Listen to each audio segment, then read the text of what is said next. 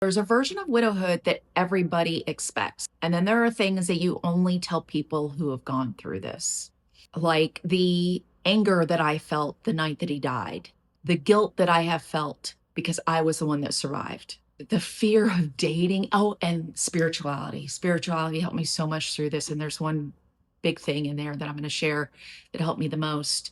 So these are the 8 things, really 9, because I did 7 twice, 9 things that I wanted to share as a widow. And yeah, I'm brutally honest. If you see my other videos, you've gotten that already. So this is Soul Hugs with Suzi. If you've been here before, thank you so much for coming back. If you're new, welcome. I'm so glad that you're here. All right, let's get going. Number 1, there's never enough time. I didn't want just one more day. I wanted forever. We were together 33 years and I met him when I was 17 years old. He was the love of my life. He had my name saved as the love of his life on his phone. We raised 2 wonderful boys together, and I still, 3 years later, I cannot believe that he's gone. Number 2, the guilt. The guilt that I feel for everything that that man did for me. He was my caregiver. I was sick for 10 plus years, partially bedbound for 10 plus years, and he took care of me. We never thought he was, I mean, at 50 years old, you're not thinking about death. You're not thinking that your man is going to suddenly die one night, tell you that he's not feeling well, and 4 hours later, he's gone. The guilt I feel as a widow, yeah, sure, I thought that I should have forced him to go to the hospital. I wished that we had baby aspirin on hand. I wish that the doctors had given him ivermectin when he was sick. There's a lot of guilt there, but the real guilt comes in because he did so much for me. When I was cold at night, he'd put socks on my feet. When I needed medicine, he went to the store. When I was hungry, he made me food. He took care of me. So when I got well, 4 months before he died, it was like a reprieve. We thought, this is the new beginning of our second life. Our kids were older, and we thought it was gonna be smooth sailing from there. For some reason, my algorithm changed in 22 and I went carnivore. Not only did I love myself because I wasn't eating so much crap anymore and everything cleared out of the way, but I fell back in love with my husband hard. And we had a magical, magical 4 months together. That's for another time. I will share one thing though. I asked him one day, I said, "Do you feel this?" Because there was just this immense love that I felt for my husband. And he said, "It's always been here." I feel guilty that I didn't do enough for him, that I didn't show him how much I loved him, that I didn't love him harder, that I didn't do as much for him as he did for me. The anger that I have about that night, the night that he died, is number 2. I remember, I mean, my living room was filled with 30 to 50 paramedics working on him, frantically working on him, giving him EpiPen after EpiPen, trying to make his heart work. And I remember watching the monitor, looking at it to see if it's beating, and telling the head guy, "Why is she working on my husband who might die? Why are you training somebody to work on him? Why aren't you working on him?"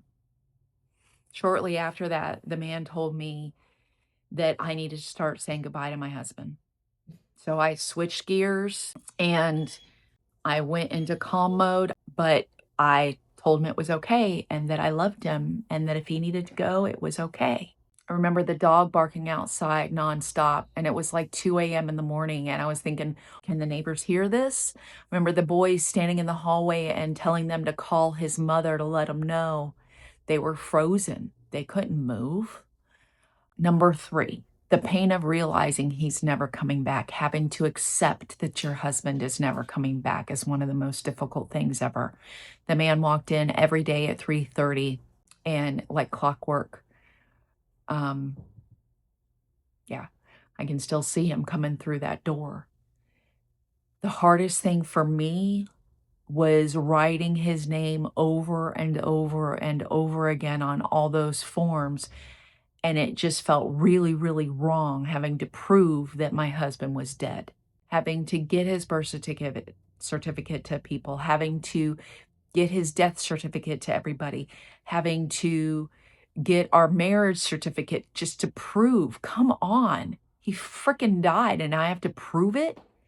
That seemed wrong.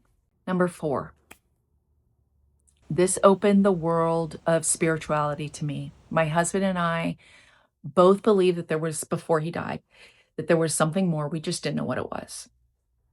We really didn't talk about anything else about it. But I think it took me all of 2 weeks to reach out to my friends to get a medium to connect with my husband because I wanted to know where he was. I wanted to know if he was okay and all that stuff. This woman wasn't that great. I did record what she said and I listened to it again and I had to delete it. A friend told me if it's not serving you, get rid of it. And I did. The one thing that I did that I recommend that every widow do is watch the near death experiences if you want to know what happened. I wanted to piece it together. At one point, I even wanted to create a near death experience. I wanted to go through it myself to know what he went through. Watching these gave me a lot of peace. They experience immense peace and an immense, there's not a big enough word of unconditional love when they cross over. So many of the near death experiences, they don't want to come back, but they do because there's something that they have to give to the world, that they want to teach, that they want to give back to the world. So they come back and they do their part. So there's no pain when they die, when they cross over. There's just love that they were home. That's what they got to experience, that they're home and that they're accepted unconditionally and they're loved, so loved. Number 5, learning how to do things on my own.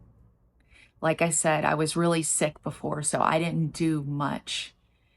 And when I learned how to weed eat or just going to get my gas, but I appreciated that man so much more after he died than I did when he was alive. And every time I went out to weed eat, and I don't have a yard to weed eat anymore, I'm so excited. But anyway, every time I went out to weed eat the yard, I would tell him how much I loved him and how much I was grateful for him and everything that he did for me and the boys. So the gratitude I felt for him was immense after he left. And I wish, again, that guilt, I wish I had shown it to him when he was alive. Learning how to do things on my own also built my self-esteem. The things that I can do now, I'm like, woohoo, go Suzi.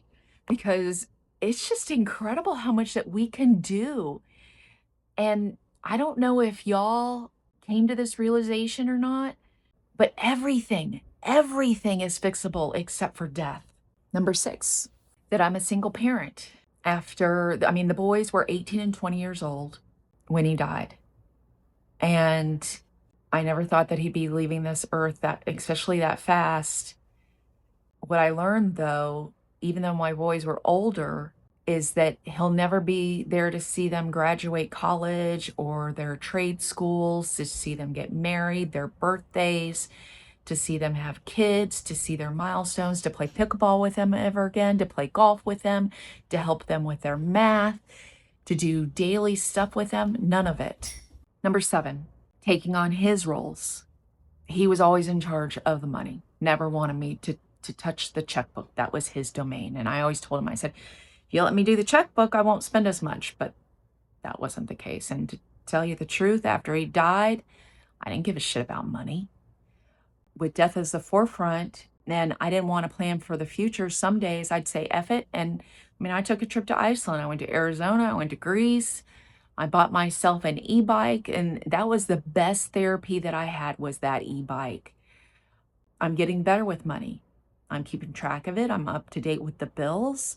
Sometimes I was a month, 2 months behind, and oh my God, I got charged excess money because of the American Express card. I was a day late paying that. You learn quick. So maybe he was right not letting me do the checkbook. But yeah, taking on his roles. And doing the yard, doing all the stuff, changing out light bulbs, doing all that stuff. So, yeah, taking on his roles. Number 7, losing family. Losing family was one of the hardest things after he died. The in-laws treated it more like a divorce. One day they just went silent and it was just over. And of course there was money involved, and death and money make people, like one happy widow said, make people do crazy things. Do I miss them? Yeah. Do I wish that it didn't end like that? Yeah. But my husband was the buffer between us, and he made everything smooth. And without Bill there was no buffer. Did my mom-in-law and I have the greatest relationship before he died? No. Were we too much alike? Yeah. Did he marry his mother? Yeah, yeah, he did. So yeah, losing family is hard. Number 8, that I'm a single person. I've been on one date, one. And I think the guy was married. Do I want to date? Yes. Is it beyond scary? Yeah, it's really scary. I try to tell myself it's just going out with a friend. It's just going out for coffee. It's just something simple. I do think there's one date coming up. There's this guy who lives in Virginia and in Richmond, and he's got a Sprinter. I was going to buy a schoolie if I didn't find this place, and I found this place. So, yeah, dating. Never thought I would date again, but here we are. So these are the 8 things, some 8 things that I thought that I should share with y'all that I learned as a widow. What have y'all learned? Please share. Tell me if this was helpful. I'd really love to hear from you. Take care.